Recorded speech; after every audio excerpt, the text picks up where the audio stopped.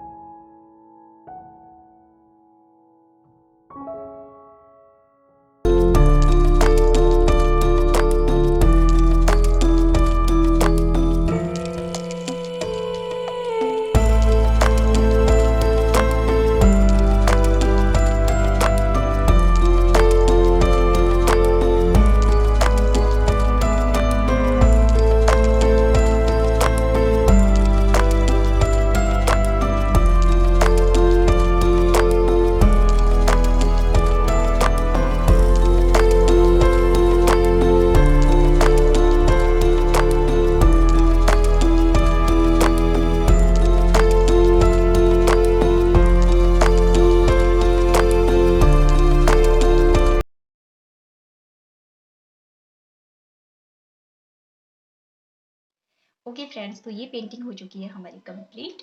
और अगर आपको ये कंटेंट पसंद आता है तो आप बिगनर्स हो, आप इस पेंटिंग को ट्राई ज़रूर कीजिएगा।